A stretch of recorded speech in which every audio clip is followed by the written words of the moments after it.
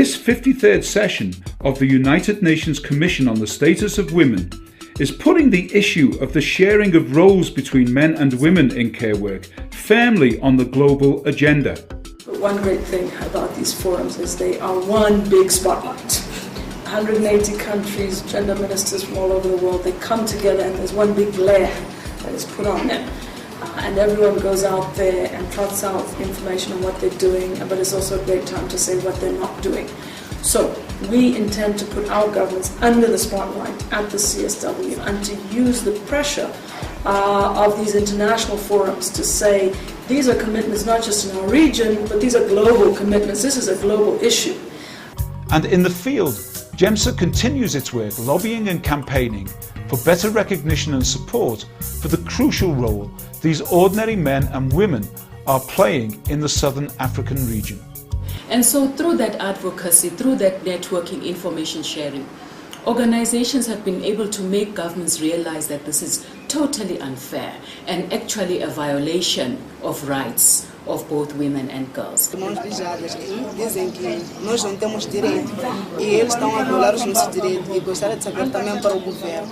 And in that regard, they have put in systems in place to train those women, to have them understand what it is to care for a person who has AIDS. So, having said that, that doesn't mean, however, that the whole concept of the division of labor in our societies in Southern Africa has been transformed. Because wherever you go, work is still done by women, and when men come into the fray, men are paid for that work, whereas women volunteer.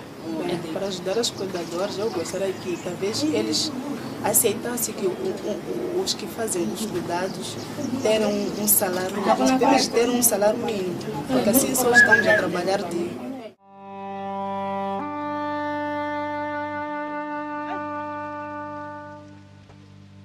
A look at Swaziland highlights the plight of care workers who, though overwhelmed by the relentless numbers of people infected and affected by the HIV and AIDS pandemic, continue their work, making visits to their clients' homes daily.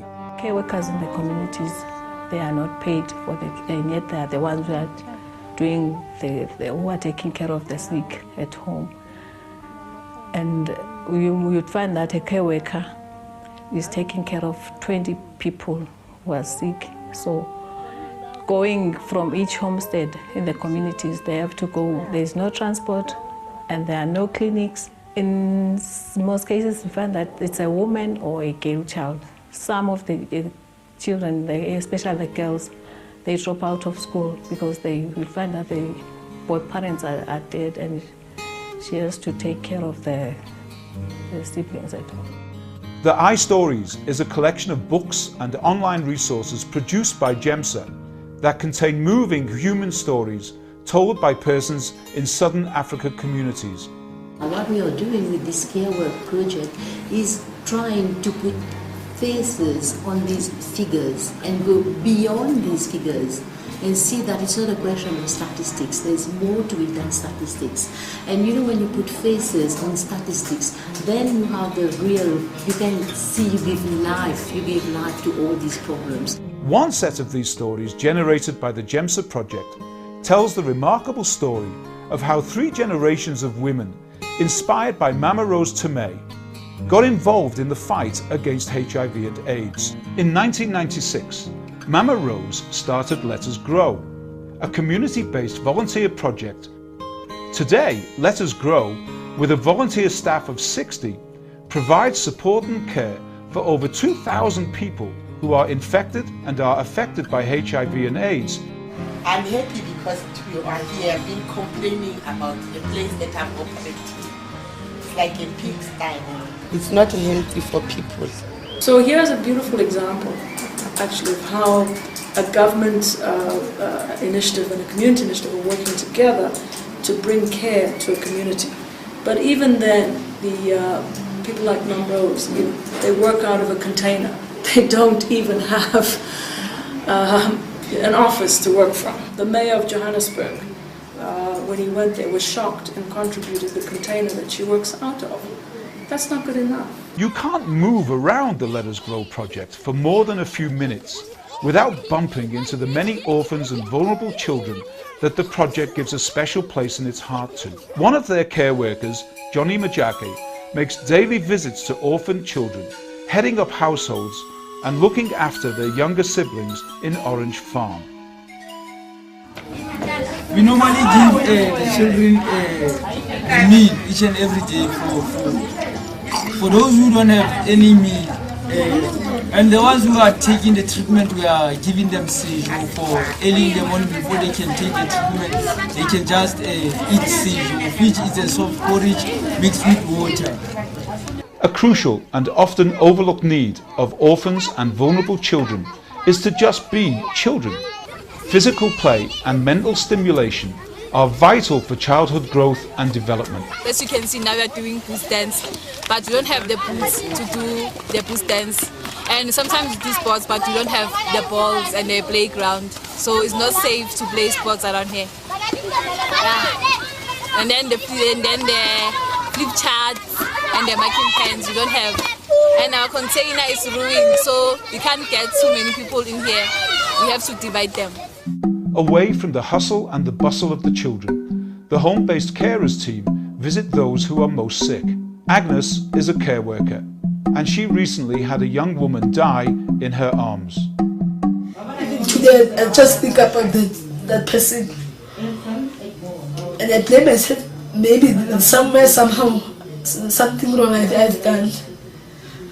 If you look at it long term, the situation does not look like it can sustain itself any longer. That we have not stabilized our new infection rates. It therefore means that the burden is increasing. And while the burden is increasing, the resource for caring is decreasing.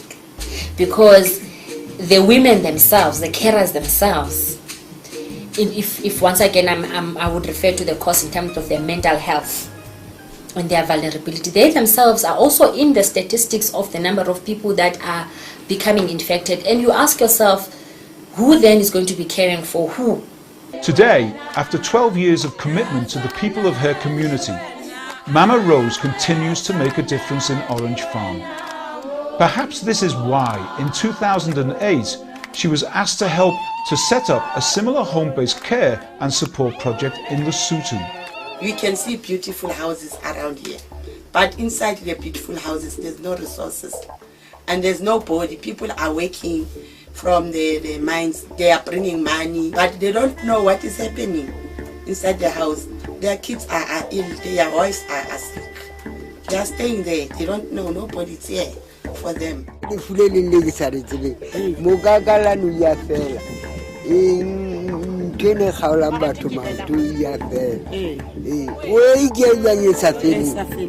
So are some countries getting it right? There are examples of countries in our region that have been very progressive.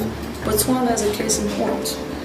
Botswana is a small nation that is coping with one of the highest HIV positive rates in the world. Unlike many other governments in the Southern African region, decision makers here decided some time ago to face the storm head on.